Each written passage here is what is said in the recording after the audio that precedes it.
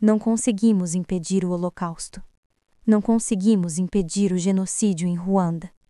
Não conseguimos impedir o genocídio em Srebrenica. Precisamos impedir o genocídio em Gaza. Não há mais justificativas, nenhuma. As senhoras e os senhores, muito obrigado. A Assembleia ouvirá agora um discurso de Sua Excelência Nataša Pirc Musar, Presidente da República da Eslovênia.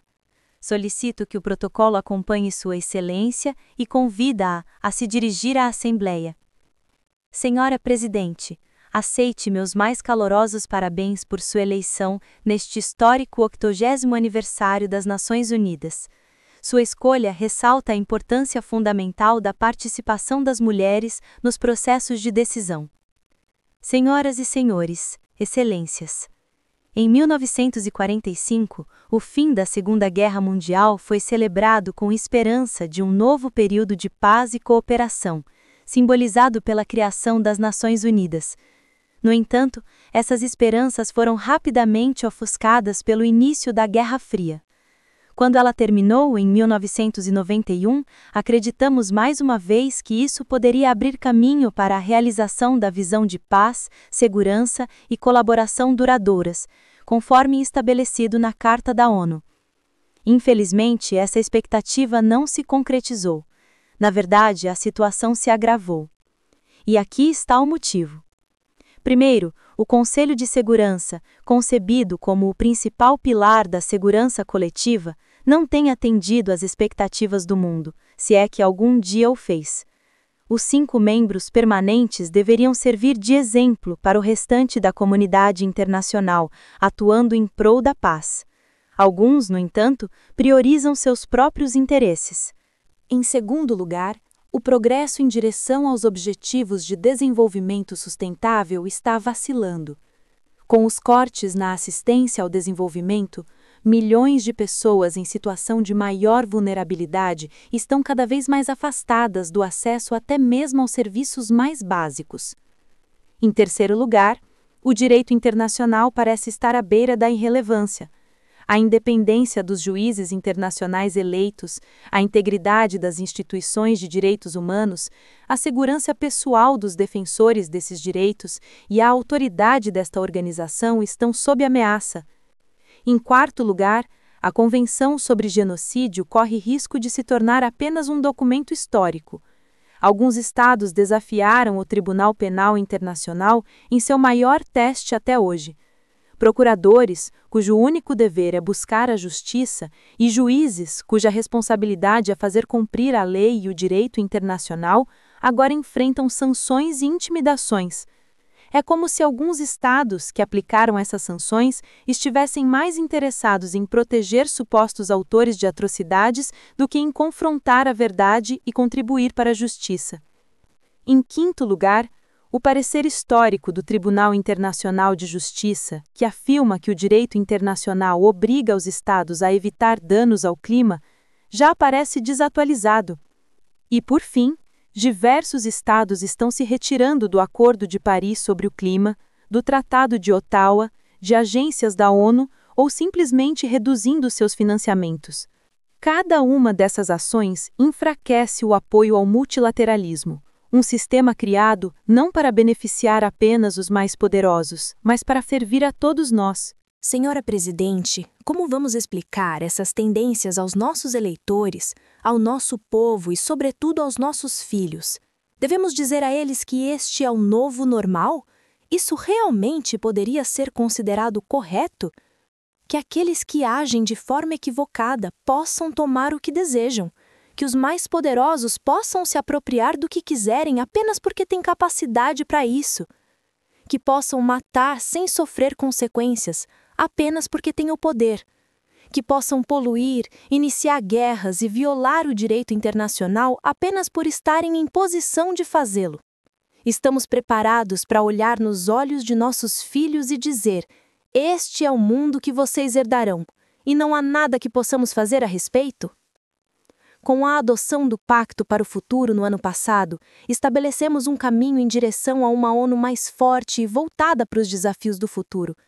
Agora, contudo, precisamos criar condições concretas para cumprir os compromissos assumidos. Uma das medidas a ser adotada é a criação de uma rede permanente de advocacy, destinada a fornecer ao pacto apoio político contínuo e consistente.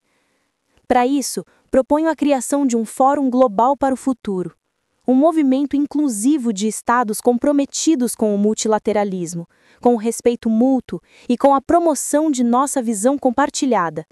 Um movimento decidido a defender o pacto e impulsionar sua implementação em todos os níveis. À medida que os Estados avaliam como aplicar o pacto, algumas soluções podem parecer incômodas no presente, mas a longo prazo, senhoras e senhores, elas não são opcionais. Elas são estruturalmente necessárias. O primeiro exemplo é a reforma do Conselho de Segurança.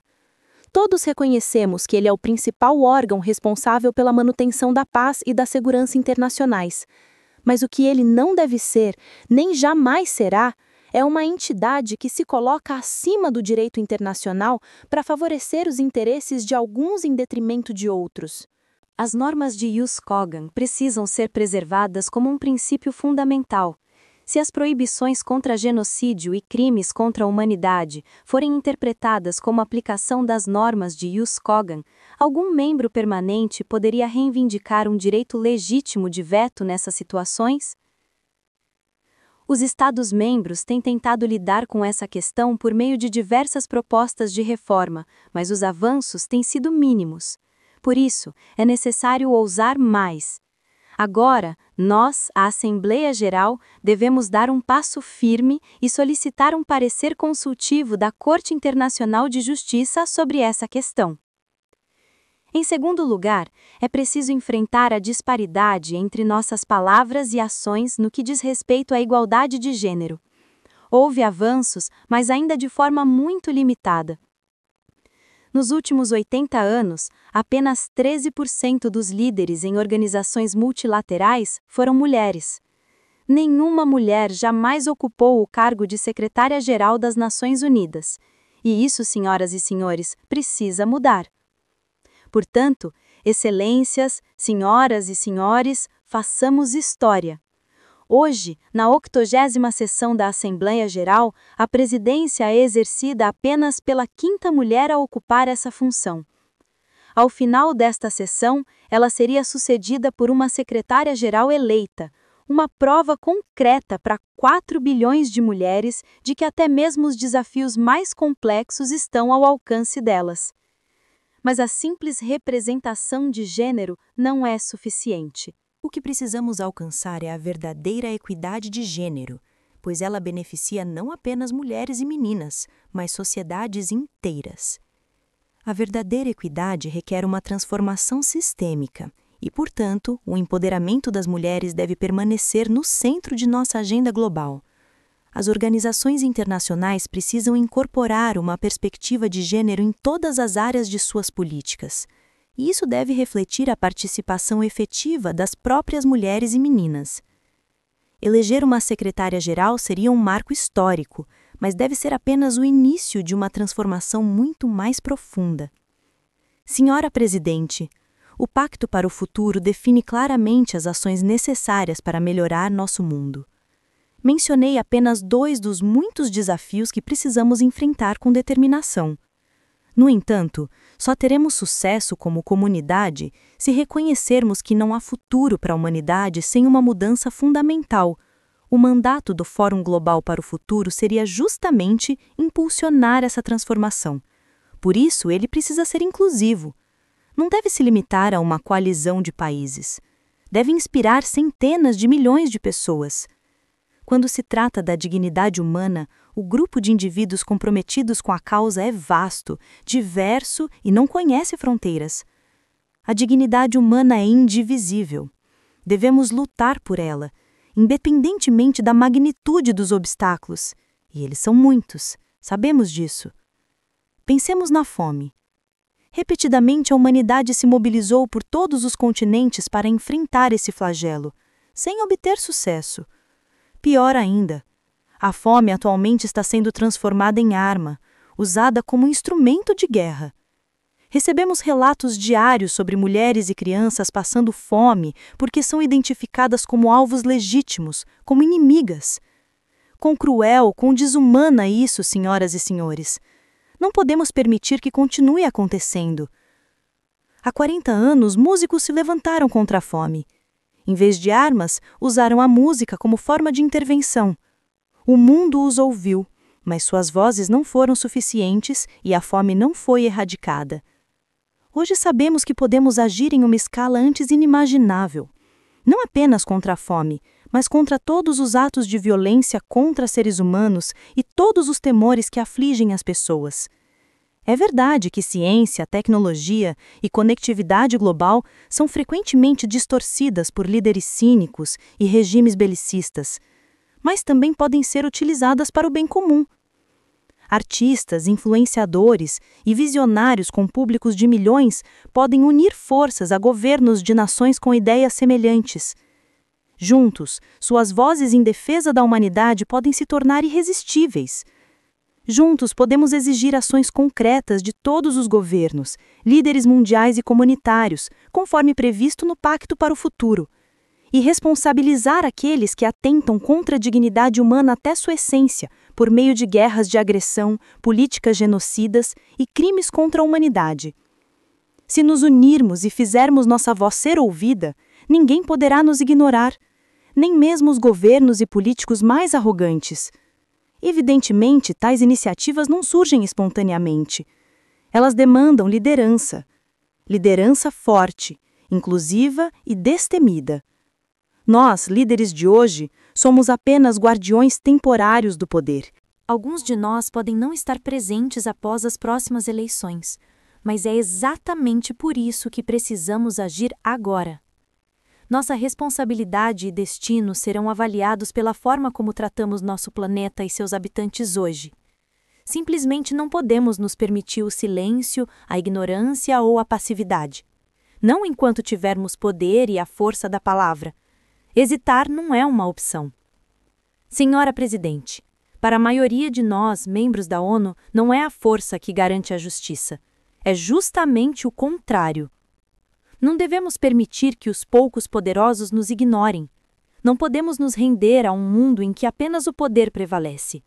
Nós, a maioria dos membros das Nações Unidas, devemos servir de exemplo. Devemos trabalhar por um mundo diferente. O Fórum Global para o Futuro pode funcionar como uma plataforma para a transformação tão necessária, na qual parcerias com atores não estatais e empresas são essenciais. Os lucros devem finalmente servir ao desenvolvimento de todos. A inovação e a sustentabilidade precisam impulsionar a tolerância, o respeito mútuo e o diálogo inclusivo. É pedir demais. Se nós, líderes deste planeta, não conseguimos oferecer nada além de terror, conflitos, poluição, medo, desigualdades e guerra a 8 bilhões de pessoas, então precisamos encarar a verdade. Somos cúmplices de crimes contra nossa civilização e contra o planeta.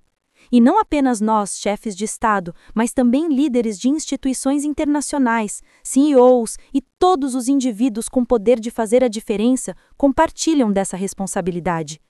Nenhum de nós pode alegar ignorância sobre o que está em jogo. Se acreditamos na dignidade humana para todos, precisamos oferecer mais, um mundo que preencha vidas e não que as ameace. Precisamos dizer sim a um multilateralismo inclusivo e um sonoro não ao unilateralismo. Devemos mostrar que esta Assembleia Geral pode e fará a diferença, como já provou inúmeras vezes. Demonstremos que rejeitamos a arrogância, o ódio e a cegueira deliberada diante da falta de igualdade e justiça, das guerras de agressão, dos crimes contra a humanidade e do genocídio, porque tais ações nos prejudicam por gerações. E proclamemos com toda a seriedade e sinceridade que assumimos a responsabilidade pessoal e coletiva de defender a humanidade, o desenvolvimento sustentável e o direito internacional, pois isso nos manterá unidos como civilização ao longo das gerações. E, Senhora Presidente, permita-me encerrar com uma reflexão pessoal, em nome das gerações futuras, para que cumpramos nosso dever como seres humanos e estejamos do lado certo da história. Devemos fazer o que é certo. Não conseguimos impedir o Holocausto. Não conseguimos impedir o genocídio em Ruanda. Não conseguimos impedir o genocídio em Srebrenica. Precisamos impedir o genocídio em Gaza. Não há mais justificativas. Nenhuma. Aplausos. Senhoras e senhores, muito obrigado. Bom, o discurso evidencia que o poder sem responsabilidade compromete o futuro da humanidade. A história mostra genocídios e injustiças que poderiam ter sido prevenidos se houvesse coragem política e solidariedade internacional. Hoje, diante das crises globais, desde conflitos armados até desigualdade de gênero e colapso ambiental, fica claro que a ação coletiva é mais urgente do que nunca. Transformar essas estruturas exige compromisso, liderança inclusiva e a coragem de enfrentar interesses poderosos. A reflexão nos obriga a pensar sobre nosso papel individual e coletivo. Seremos apenas espectadores da história ou agentes de mudança?